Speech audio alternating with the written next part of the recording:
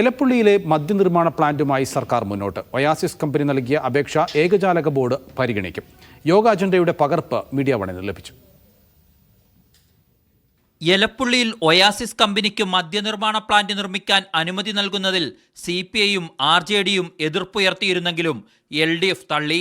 ഇതോടെയാണ് പദ്ധതി പുനരുജ്ജീവിപ്പിക്കാനുള്ള നീക്കങ്ങൾ ശക്തമായത്. ഏകജാലക ക്ലിയറൻസ് ബോർഡിന് കമ്പനി നൽകിയ അപേക്ഷ പരിഗണിക്കും. വിവിധ വകുപ്പുകളുടെ തടസ്സങ്ങൾ ഏകജാലക അനുമതിയിലൂടെ പരിഹരിക്കാനാണ് ശ്രമം. കെട്ടിട നിർമ്മാണ പെർമിറ്റ്, നിർമ്മാണത്തിനുള്ള വൈദ്യുതി കണക്ഷൻ അനുമതി എന്നിവയുടെ അപേക്ഷ യോഗത്തിന്റെ അജണ്ടയിലുണ്ട്.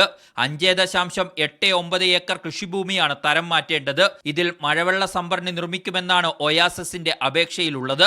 ഒപ്പം ഭൂപരിഷ്കരണ നിയമത്തിലും ഇളവ് നൽകണമെന്ന് കമ്പനി അപേക്ഷിച്ചു. 29 ഏക്കറിൽ അധികം ഭൂമിയാണ് നിലവിൽ കമ്പനിയുടെ കൈവശമുള്ളത്.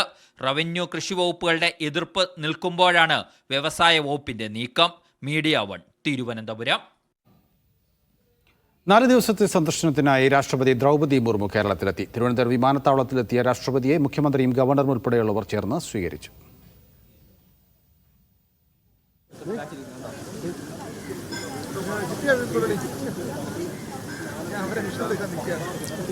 ഷിജോ കുര്യനാണ് വിവരങ്ങൾ നൽകാനുള്ളത്. ഷിജോ, രാഷ്ട്രപതിയുടെ കേരളത്തിലെ പരിപാടികൾ എന്തൊക്കെയാണ്?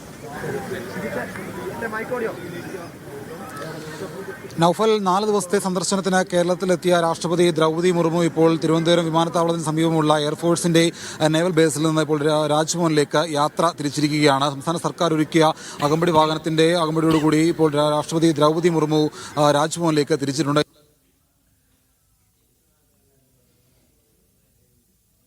വീണ്ടും നിലയ്ക്കലിലേക്കാണ് രാഷ്ട്രപതി പോവുക. നിലയ്ക്കൽ നിന്ന് റോഡ് മാർഗം പമ്പയിലേക്ക് എത്തും. പമ്പയിൽ നിന്ന് കെട്ടുനിറച്ച് ശബരിമലയിൽ ദർശനം നടത്തും. സന്നിധാനത്ത് ദർശനം നടത്തിയ ശേഷം ഉച്ചപൂജയ്ക്ക് ശേഷമായിരിക്കും രാഷ്ട്രപതി സന്നിധാനത്ത് നിന്ന് തിരികെ മടങ്ങി തിരുവനന്തപുരത്തേക്ക് വരിക. തിരുവനന്തപുരത്തേക്ക് എത്തുന്ന രാഷ്ട്രപതി നാളെ വൈകിട്ട് ഗവർണർ ഒരുക്കുന്ന അത്താഴ വിരുന്നിൽ തിരുവനന്തപുരത്തെ പഞ്ചനക്ഷത്ര ഹോട്ടലിൽ ഗവർണർ രാജേന്ദ്ര വിശ്വനാഥ് അർലേക്കർ ഒരുക്കുന്ന അത്താഴ വിരുന്നിൽ നാളെ പങ്കെടുക്കും. അതിനുശേഷം മറ്റന്നാൾ രാവിലെ വർക്കലയിൽ നടക്കുന്ന പരിപാടിയിലായിരിക്കും രാഷ്ട്രപതി പങ്കെടുക്കുക. മറ്റന്നാൾ ഉച്ചവരെ വർക്കലയിൽ നടക്കുന്ന പരിപാടിയിൽ പങ്കെടുത്തതിനു ശേഷം ഉച്ചയോടുകൂടി കോട്ടയം പാലായിലേക്ക് പോകും. പാലായിൽ നടക്കുന്ന പാലാ സെന്റ് തോമസ് കോളേജിന്റെ പ്ലാറ്റിനം ജൂബിലിയിൽ നടക്കുന്ന പരിപാടിയിൽ പങ്കെടുക്കും. അതിനുശേഷം കോട്ടയം കുമരകത്തായിരിക്കും രാഷ്ട്രപതി മറ്റന്നാൾ തങ്ങുക. അതിനുശേഷം 4-ാം ദിവസം എറണാകുളം തേവരയിലേക്ക് പോകും. എറണാകുളം തേവര കോളേജിലും രാഷ്ട്രപതിക്ക് പരിപാടിയുണ്ട്. ആ പരിപാടി പൂർത്തിയാക്കിയതിനു ശേഷം രാഷ്ട്രപതി എറണാകുളത്ത് നിന്ന് വൈകിട്ട് 4:15 ഡൽഹിയിലേക്ക് തിരിക്കും. അങ്ങനെ 4 ദിവസത്തെ സന്ദർശനത്തിന് വേണ്ടിയാണ് രാഷ്ട്രപതി ദ്രൗപദി മുർമു കേരളത്തിലേക്ക് വന്നിട്ടുള്ളത്. മുഖ്യമന്ത്രിയും ഗവർണർ രാജേന്ദ്ര വിശ്വനാഥ് അർലേക്കറും ചേർന്ന്